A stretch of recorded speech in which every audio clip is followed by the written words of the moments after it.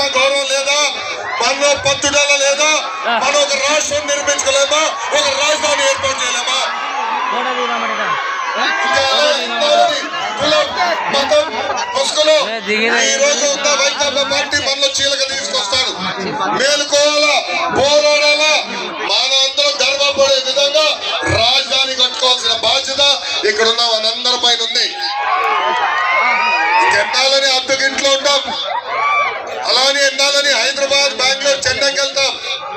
మేలుకోండి ఆంధ్రులారా, మన రాష్ట్రానికి పెట్టుబడులు తీసుకురావాలా, పరిశ్రమలు తీసుకురావాలా, ప్రతి నిరుద్యోగుడికి ఉద్యోగ ఉపాధి కల్పించే బాధ్యత మనందరం కలిసి తీసుకోవాలి. మే 13 ఎన్నికలు జరుగుతున్నాయి. దాంట్లో దాదాపు 40 లక్షల మంది ఓటర్లు తొలిసారి ఓటు అయిపోతున్నారు. మన భవిత ఓటు మీద ఆధారపడి ఉంటుంది. పొరపాటున ఈ అప్పారావు గెలిస్తే ఆంధ్ర రాష్ట్రం గోవిందా గోవిందా. ఇక శాశ్వతంగా ఆంధ్రులందరూ హైదరాబాద్, బెంగళూరు, చెన్నై, గురుగాం గెలిపే పరిస్థితి వస్తుంది. అందుకే మళ్ళీ పిలిపిస్తున్నా, మేలుకోండి ఆంధ్రులారా, కలిసికట్టుగా సైకిల్ గుర్తుకి మనందరం ఓటేసి తెలుగుదేశం జనసేన పార్టీని మన పార్లమెంట్ లో, మన నియోజకవర్గం గెలిపించాలని ఈ సభాముఖం మీ అందరినీ పిలిపిస్తూ ఈ రోజు మీతో మాట్లాడడానికి వచ్చా. జగన్మోహన్ రెడ్డి గారి లాగా పరదాలు కట్టుకుని తిరిగే అలవాటు నాకు లేదు.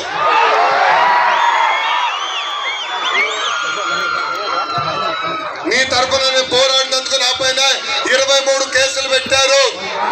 ఆనాడే జగన్ చెప్పా, ఈ లోకేష్ తగ్గేదే లేదు.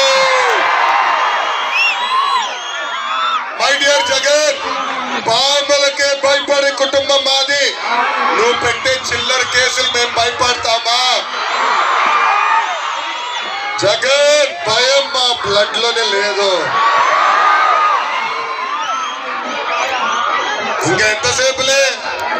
నెల, ఒకే ఒక నెలలో ఈ అప్పారావు తాడేపల్లి కొంపలో ముసుగేసుకుని పడుకునే రోజులు రాబోతున్నాయని మీ అందరు తెలుపుకుంటూ మీ దగ్గర నుంచి ప్రశ్నలు తీసుకున్నాక వచ్చా, మీరు ఎదుర్కొన్న సమస్యలు తెలుసుకున్నాక వచ్చా. ఇప్పుడు ఈ హలో లోకేష్ కార్యక్రమం ప్రారంభించాల్సిందిగా పెద్దలు నేను కోరుతున్నా. Thank you.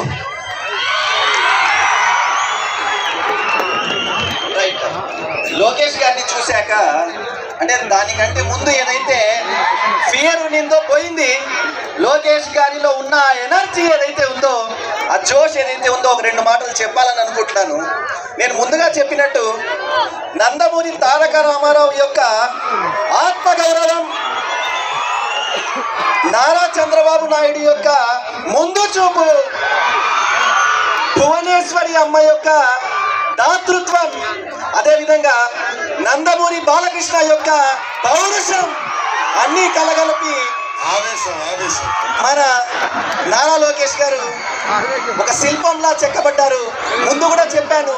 అదేవిధంగా నారా లోకేష్ గారి గురించి ఇంకో 2 మాటలు చెప్పాలనుకుంటున్నాను.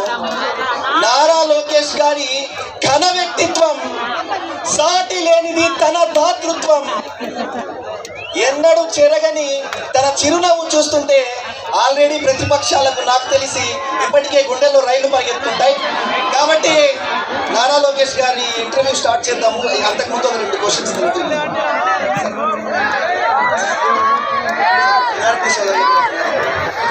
మైనారిటీ సోదరులు అందరికీ అస్సలాము అలైకుం వరహ్మతుల్లాహి వబరకాతుహు. రబ్బి ఇష్రహ్ లీ సద్రీ వయస్సిర్ లీ అమ్రీ వహ్లుల్ ఉక్దతం మిన్ లిసానీ యఫ్ఖహూ ఖౌలీ. దీని అర్థం సార్, ఎవరైతే నా స్పీచ్ వింటున్నారో, నా మాటలు వింటున్నారో, అదేవిధంగా మాటలు వాళ్ళు అర్థం చేసుకుని ఆలోచించగల శక్తి ఆ అల్లాహ్ సుబ్హానహు వ తఆలా వాళ్ళకి ఇవ్వాలని చెప్పి నేను కోరుకుంటున్నాను. ఈశ్వరుడు ఎవరైతే మన భగవంతుడు ఉన్నారు. ముఖ్యంగా సార్, ప్రస్తుతం మైనారిటీల మీద అందరికీ లేని ప్రేమ వచ్చేసింది సార్. ముఖ్యంగా ఎదుటి వాళ్ళని చూస్తే ఈ అధికార పక్షానికి ఒక సామెత ఉంది సార్, సవితి తల్లికి ప్రేమ వస్తేనంట వెన్నెల్లో కూర్చోబెట్టి పేలు కొట్టిందండి సార్. ఆ విధంగా ఈ 4% రిజర్వేషన్ అన్న ఒక విషయాన్ని తీసుకొని మైనారిటీలు సంబంధం లేని విషయం సార్. ఎందుకంటే కాంగ్రెస్ హయాంలో పెట్టిన రిజర్వేషన్ ఏదైతే ఉందో అప్పటి ఆర్ కృష్ణయ్య గారు దాన్ని సుప్రీంకోర్టుకి వెళ్ళి దీన్ని రద్దు చేయండి అని చెప్పడం జరిగింది. దాన్ని రద్దు చేయొద్దు, నేను కంటిన్యూ చేస్తామని చెప్పి లాయర్లను పంపించి సుప్రీంకోర్టుకు మన చంద్రబాబు నాయుడు గారు ఎవరైతే ఉన్నారో చంద్రబాబు నాయుడు గారు దాన్ని కంటిన్యూ చేయడం జరిగింది. అంటే కేసును కంటిన్యూ చేయడం జరిగింది, కోర్టులో ఉంటుంది. మరి అటువంటి ఒక విషయాన్ని వీళ్ళు రాజకీయం చేస్తూ అదే ఆర్ కృష్ణయ్యను తీసుకొని వచ్చి ఈనాడు రాజ్యసభకు పంపడం కూడా ఇవన్నీ చూస్తుంటే ఏమనిపిస్తుంది? ఒక విషయం మనం మైనారిటీ సోదరుల నిరుపేదకం అనేది చాలా ఉంది. తెలుగుదేశం పార్టీ లక్ష్యం ఉంది. కులం మతం ప్రాంతం అతీతంగా తెలుగు వాళ్ళు ఎక్కడున్నా అన్ని రంగాల్లో నంబర్ 1 ఉండాలి. అందుకే ఆనాడు విశ్వవిఖ్యాత నట సార్వభౌమ స్వర్గీయ నందమూరి తారక రామారావు గారు ఆ మైనారిటీ సోదరుల కోసం భారతదేశంలో ఏ రాష్ట్రంలో లేని విధంగా మైనారిటీ కార్పొరేషన్ ఏర్పాటు చేశారు. అన్న ఎన్టీఆర్ ని ఆదర్శంగా తీసుకుని చంద్రబాబు నాయుడు గారు ముఖ్యమంత్రి అయినప్పుడు హజ్ యాత్రలు సబ్సిడీ ఇచ్చారు. హైదరాబాద్ లో హజ్ హౌస్ కట్టారు. మొన్న ఎన్నికల్లో గెలిచిన తర్వాత రంజాన్ తోఫా ఇచ్చారు. మసీదులు రంజాన్ మాసం వస్తే మసీదులకి రంగులు వేసినా కూడా డబ్బులు ఇచ్చింది తెలుగుదేశం ప్రభుత్వం. దొలన్ పథకం పెట్టాము. ఇలా అనేక సంక్షేమ కార్యక్రమాలు మైనారిటీ సోదరుల కోసం తీసుకొచ్చాం. ఇది ఎన్నికలు వస్తూనే చేసిన కార్యక్రమం కాదు. ఒక చిత్తశుద్ధితో పట్టుదలతో పేదరికం ఉండకూడదు, పేదరికం నిర్మూలన ఒక లక్ష్యంగా పెట్టుకుని ఆనాడు మేము పనిచేశాం. సో అది మేము బాధ్యతగా వహిస్తున్నాం. ఈ రోజు ఇప్పుడు వైకాపా పార్టీ నాయకులు మాడుతున్నారు. ఈ సభాముఖంగా నేను సవాల్ ఇస్తున్నా. ఇక్కడున్న ఎంపీ గారు కూడా నేను ప్రశ్నిస్తున్నాం. ఆనాడు పార్లమెంట్ లో సిఏఏ బిల్ వచ్చింది. గుంపకొద్దిగా వైకాపా లోక్సభ ఎంపీలందరూ ఓటేశారు, ఇంక్లూడింగ్ ఇక్కడున్న ఎంపీ. అంతేకాకుండా రాజ్యసభలో ఉన్న 9 మంది ఎంపీలు కూడా సిఏకి ఓటేశారు. ఏకంగా సిఏని సమర్థిస్తూ మాట్లాడిన వ్యక్తి విజయసాయి రెడ్డి. ఇప్పుడు వచ్చి మాయ మాటలు చెప్తారు. ఇప్పుడు వచ్చి తెల్ల కాగితాల ముసుగులో ఏదో సిఏ వస్తే మైనారిటీ సోదరులు ఇబ్బంది పడతారని చెప్తున్నారు. తల్లి ఒక సామెత ఉంది, నిజం గడప దాటి లోపల అబద్ధం ప్రపంచం చుట్టూ తిరిగి వస్తుందని. ఇలా ఉంది వైకాపా నాయకుల నాటకం. మైనారిటీ సోదరులు మీకు నేను హామీ ఇస్తున్నా, ఒకే ఒక నెల ఓపిక పట్టండి, మన ప్రభుత్వం వస్తుంది. మీకు ఎలాంటి ఇబ్బంది లేకుండా చూసుకునే బాధ్యత మేము తీసుకుంటాం. సిఏ చట్టం నేను చదివాను, మనకి ఎలాంటి ఇబ్బంది ఉండదు. ఇది చాలా స్పష్టంగా ఈ సభాముఖంగా మైనారిటీ సోదరులందరికీ మీ లోకేష్ ఇస్తున్న హామీ. క్వశ్చన్స్ తీసుకుందాం సార్. First question right. తమ్ముడు వస్తున్నాను. నువ్వు 9 గుర్రాలు చెప్పు చేయలేక వాలేకుం సలాం.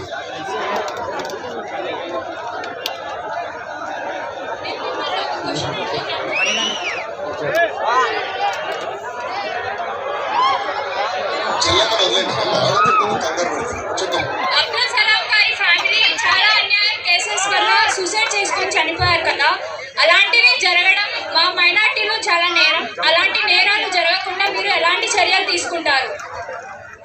మా చంద్రబాబు నాయుడు గారు ముఖ్యమంత్రిగా ఉన్నప్పుడు ఒంగోలు జిల్లాలో ఒక మైనారిటీ బాలిక పైన అత్యాచారం జరిగింది. ఆనాడు చంద్రబాబు నాయుడు గారు ఎస్పీకి ఫోన్ చేసి మీకు ఎన్ని పోలీస్ బలగాలు కావాలో అడగండి, నేను పంపిస్తాను, 24 గంటల్లో ఆ మానభంగం చేసిన వ్యక్తిని నా ముందర నిల్చోబెట్టండి అని చెప్పారు. అది ఎప్పుడైతే టీవీలో ఫ్లాష్ వచ్చిందో ఆ నేరం చేసిన వ్యక్తి ఉరేసుకుని ఆత్మహత్య చేసుకున్నాడు. చంద్రబాబు నాయుడు గారు అంటే ఇలాంటి రౌడీ షీటర్లకి స్మగ్లర్స్ కి భయం కాదు. మనందరం చూసాం, నంద్యాలలో అనేక మంది మైనార్టీ సోదరుల పైన దాడి జరిగింది. తల్లి ఇస్లాంలో ఆత్మహత్య చేసుకుంటాం మహాపాపం, ఆకలి మీకే బాధ తెలుసు. అలాంటిది అబ్దుల్ సలాం ఆయన మొత్తం కుటుంబం కలిసికట్టుగా ఆత్మహత్య చేసుకున్నారంటే ఎన్ని వేధింపులు ఎదుర్కొని ఉంటారు. వాళ్ళ ఆత్మహత్య చేసుకున్న తర్వాత వీడియో బయటకు వచ్చింది. నాకు కూడా ఆ రోజు చాలా బాధేసింది. ఈ ఘటనే కాదు తల్లి, పలమనేరు నియోజకవర్గం చిత్తూరు జిల్లా, అక్కడ మిస్బానం పాప ఉంది, అన్ని సబ్జెక్ట్స్ ఫస్ట్ ర్యాంక్ వస్తుంది. వైకాపా నాయకుడు కూతురికి సెకండ్ ర్యాంక్ వస్తుందని మిస్బాకి టీసీ ఇచ్చి పంపించేసి, అది తెలుసుకున్న మిస్బా ఆత్మహత్య చేసుకుంది. ఆ డైరీ నేను చదివాను, మా పాదయాత్రలు వచ్చి నాకు చూపించాను. మొదటి పేజ్లో మిస్బా రాస్తుంది, నేను బాగా చదువుతా డాక్టర్ అవ్వాలని అనుకుంటున్నాను. కరెక్ట్గా 15-20 పేజీల తర్వాత ఆత్మహత్య చేసుకునే ముందు లేఖ రాసి, నా వల్ల మా తల్లిదండ్రులు ఇబ్బంది పడుతున్నారు, వైకాపా నాయకులు మా తల్లిదండ్రులు వేధిస్తున్నారు, ఇదిగో ఈ వ్యక్తి అని పేర్లు కూడా రాసి మరి ఆత్మహత్య చేసుకున్నాను. ఇప్పటికీ ఆ కుటుంబానికి న్యాయం జరగలేదు. ఆత్మహత్యకి కారకులైన వ్యక్తులపైన ఇప్పటికీ ఒక కేసు పెట్టారు. ఇట్లా అనేక ఘటనలు జరిగినాయి తల్లి. ఎంతమ్మా ఒక నెల ఒప్పిక పెట్టు, పవనన్న చంద్రబాబు గారి ప్రభుత్వం రాబోతుంది. ఇలాంటి రౌడీ ఎలిమెంట్స్ మేము వదిలిపెట్టాం. ఎవరైతే గత 5 సంవత్సరాలుగా ఆత్మహత్య చేసుకున్నారో ఎంక్వైరీ చేస్తాం. దాని వెనకాల ఎవరెవరు ఉన్నారో వాళ్ళందరికీ శిక్ష పడే విధంగా చేసే బాధ్యత మీ లోకేష్ వ్యక్తిగతంగా తీసుకుంటారు. Thank you. ఆన్సర్ వచ్చింది అనుకుంటారు సార్. చిన్న మీరు ఏదైతే ఆన్సర్ చెప్పారు సార్, దీనికి సంబంధించి సార్